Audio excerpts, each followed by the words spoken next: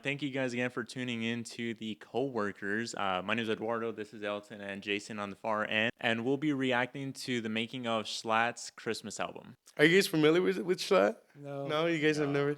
So I recently just found him, and I've been watching a lot of his videos, and I really like this video, especially because we're up there in Christmas times now. My name is Jshlatt, and I made a Christmas album. No, it's not a joke. There's no clickbait. I actually did it. A full-length studio album, and it drops tonight. So let's talk about it. Why? That's probably the first question you have. Very valid question. You know, I feel like every day a new TikToker or YouTuber or Viner's trying to make music. Everyone wants to be in the big leagues, you know, to become an actual star, an artist. Problem is, when you get famous from doing The Renegade, you don't automatically get good at singing. And it's especially the case if you got famous doing Minecraft, like me and others. The difference is I never wanted to become a singer, right? I put out a cover of My Way last year because I thought it'd be funny if I sung better than all the AI versions of me doing it. And then I got 10 million views and blocked worldwide by Universal because it was too good. Actually, they blocked it because I violated their copyright on it. But that's basically the same thing, right? Thing is, people actually liked my voice on it, and I thought that was just kind of funny. Again, I'm not trying to be a singer. I have zero aspiration for anything outside of YouTube. Never want to be on the big stage, on the silver screen. This means nothing to me. And so when I put that cover out, and then all of a sudden you guys started asking for a Christmas album, I knew it was time to dedicate an entire year and hundreds of thousands of dollars into making it happen. Because if people liked it, that would be fucking hilarious. And it turns out the joke was a little bit more complicated than I thought it was going to be. So, in no uncertain terms, here is everything you need to know about making a studio Christmas album. Step one to making a Christmas album, pick the vibe you want. Anytime Michael Bubble comes up on the, and that's what I call him, Michael Bubble. I don't think he's sophisticated enough for Bublé. Anytime he comes on, I want to beat my nutsack into a bloody pulp. I hate modern Christmas music. I really do. Even Mariah Carey. I cannot stand it when she comes on. I'm turning that shit off. I care about the classics, baby. That's all I'm in it for. And so the vibe I wanted was strictly old school. We're talking Sinatra. We're talking Andy Williams. We're talking Dean Martin, baby. That's what I'm about. The way God intended for Christmas music to sound. Step two, pick the songs you want to do. I started with around 10 of my favorites, and then I narrowed it down to about 8. Put my favorite versions in a Spotify playlist, and that's basically all I listened to the entire year. I wanted to learn all the intricacies of these songs, all the things I liked, all the things I didn't like, and all the things I wanted to do different. Step 3, make the music. The last time I uploaded a cover of a song, I just ripped the instrumental straight from the source. It was the exact same instrumental that Frank sung over. And as it turns out, you can't just do that. And it turns out you can't just hire new musicians to re-record the same sheet music either, because it's all copyrighted, and it's always copyrighted. Someone owns the rights the entire way up the food chain, okay? First, you need to buy licenses to use the melody, and then you need to hire an arranger, who's basically someone who puts together an entirely new composition for the song. Did you guys know that you have to get licensing for Christmas music? You gotta get licensing for any music. Dude, I didn't think like Christmas music was like that though. No. Dude, that's crazy. Like, yeah, I didn't know that. That's why they make big, like, Popeye is like, he's free now. Like, he was under like a trademark or something, but now people they're making a Popeye horror movie, just like they made the Winnie the Pooh Oh my god. horror movie, because it became like free domain. Oh, I see. You know what I mean? So that's why people grab stuff like that, because you have to pay for everything else. Damn. You know, like even music. You have to pay for some of the stuff falls through copyright. That's why. And they're like, oh, this I think it's called the copyright on music. It's like, oh, this is gonna fall off on January 1st, 2025, and people are gonna start claiming it. Huh. And for this, we got Tom Scott, a famous composer and saxophonist from the Blues Brothers, who is cursed with having a very, very generic name.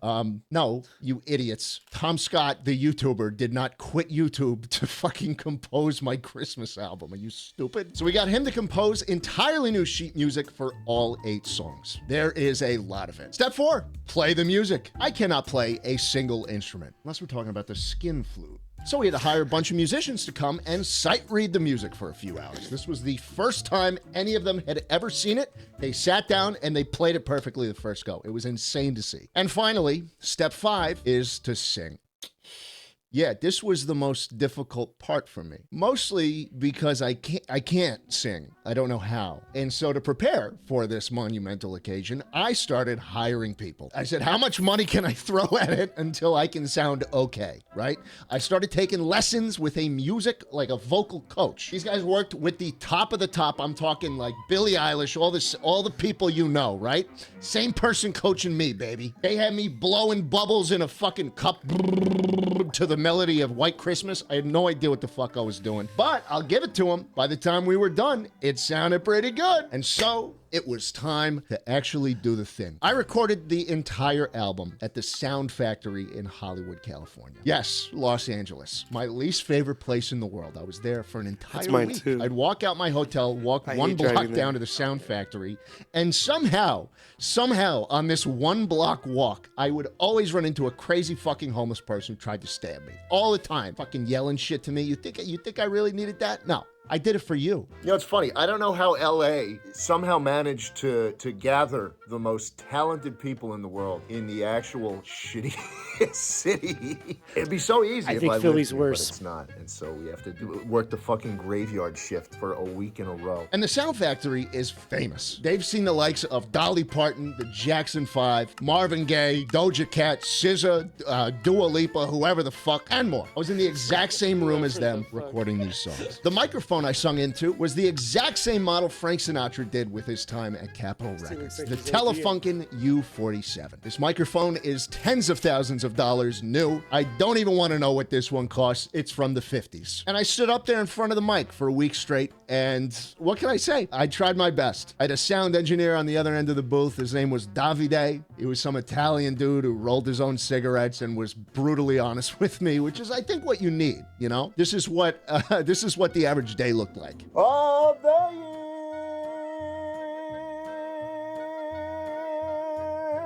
Sjhlatt, I think that was shit. Yeah, no, I do too.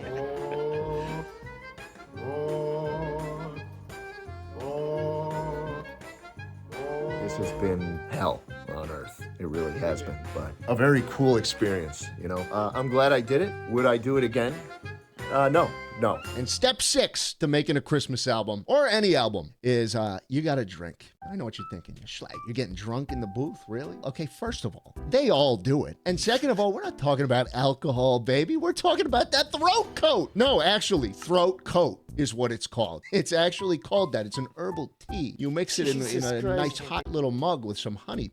You squirt some honey in, you put it down the hatch, and you are good to go. And boy, was I fucking drinking that shit. Going from never having sung in my life to doing 50 plus hours in a week, let me tell you, not so friendly on the pipes, okay? There were some days where I barely made any progress at all because of just how strained it was. We are day 3. My voice is shot, man. It's shot. I can't speak at a normal volume. Singing, I mean, don't even want to know about the singing. Terrible. I'm telling you, one sip of that throat coat and the pain just melts right away. It's phenomenal. Dude, I might it have to tastes grab so some. good too. I'm like, I drink it now just because. By far my second favorite type of throat coat. And step 7, let the engineers do their thing, baby. We're talking tuning, we're talking mixing, mastering, all the bells and whistles, that last coat of polish on everything to make it sound good. Oh, dude, these tracks swapped hands with so many insanely talented people to make them sound as good as they do. And I'm not gonna lie, I'm fucking proud of it. I'm proud, I am. This Christmas album is by no means perfect, and it's limited entirely from my own inexperience doing this kind of thing. But it is my real, genuine attempt at doing something special. And I hope that it can bring a little bit of Christmas cheer into your life and for years to come. You know, what started as a joke spiraled into something I could never even imagine. And I'm very pleased to announce that a very 1999 Christmas is coming out tonight. The whole album's going to premiere live on this YouTube channel at midnight, and it's going to be on all your favorite audio platforms shortly after, and all the individual songs are going up on my second channel, Sjhlatt & Co. So stay tuned for it. And if you want an even more special way to listen to these songs, you can buy it on vinyl, baby. That's right. We pressed a very,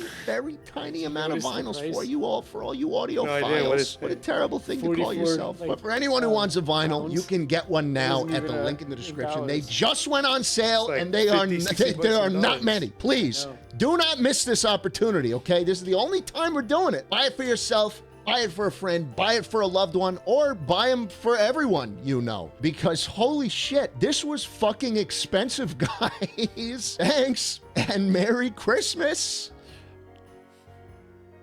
I do know one thing. I will never get throat coat just for the name. It's the grossest name I've ever heard of my life. It does have an AO name. Ugh. Throat coat. Ugh. It's like something, like a porn category. All right, guys. So we're gonna wrap it up. If you're watching this video, you're most likely watching this on Christmas Eve. So we're actually gonna be dropping the reaction to the full album on Christmas. Thank you guys for watching. Watch our other videos. You guys got anything to say?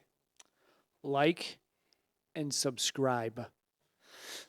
All right. Well, thank you guys. Yeah.